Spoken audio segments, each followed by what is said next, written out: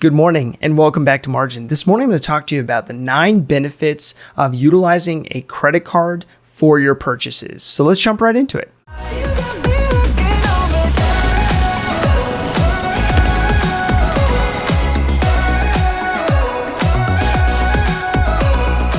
So we know that we have a tendency to spend more when utilizing credit cards, but there are times when utilizing the credit card actually mitigates certain risks in our world, in our sphere, that are important to be mindful of. And my credit cards in particular, I utilize for certain strategic purchases in order to mitigate risk. And so some of those today, I'm going to go over with you and why they're important. So Wallet Hub actually outlined these 9 specific protections that are typically built into the credit cards we hold in our pockets.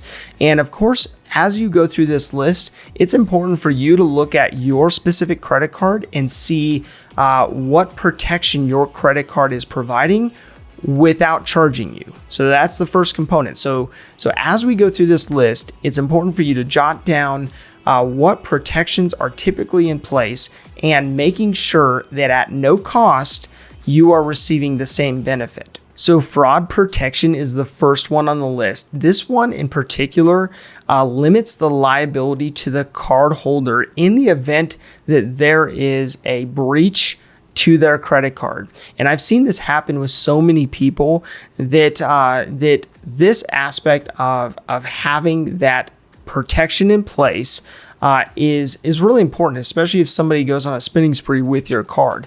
But it is important for you to look for a $0 liability associated to this in the event that your card is compromised, stolen, or whatever the case may be. So the second component comes down to purchase protection. So this comes down to maybe an electronic device that you purchased that maybe showed up broken or was even stolen. And this additional protection allows for you to be reimbursed for that expense, for that purchase in the event that that occurs. So number 3 comes down to price protection. Price protection protects you in the event that the item that you purchase actually goes on sale after you purchase that item within a certain time frame.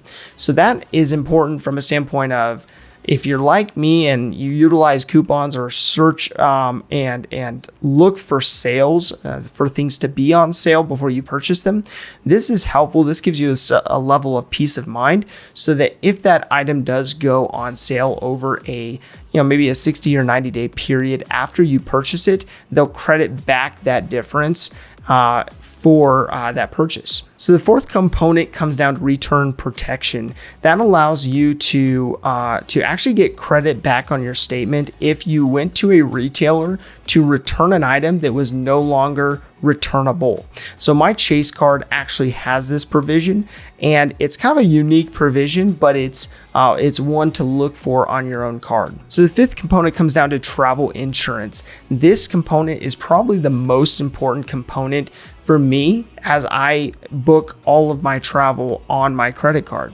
And as I do that, I think through the lens and the standpoint of if that trip gets canceled, if it has to be moved or changed, if there is baggage that is lost or damaged, or if there's an emergency that comes up, it's nice to have that additional protection. So the sixth component is another component that I find to be very, very important for a credit card. And what that is rental car insurance. Rental car insurance goes above and beyond your personal policies, your personal liability or comprehensive policies.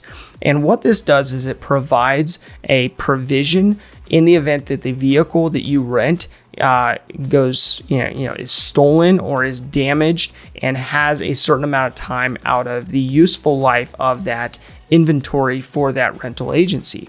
And so that additional insurance protects you so that you don't have to do you don't have to necessarily take advantage of additional insurance through those companies. So obviously you have to look at your own card, see what provisions are in place, and see what is being provided on your behalf to provide a level of protection against risk for that rental car. So the seventh component comes down to credit score monitoring. Obviously, that is becoming a larger and larger component to provisions being provided by credit cards. And most of you have probably seen an area within your login screen that shows you not only your credit score, but gives you the ability of linking additional accounts and making sure that there's additional security put in place.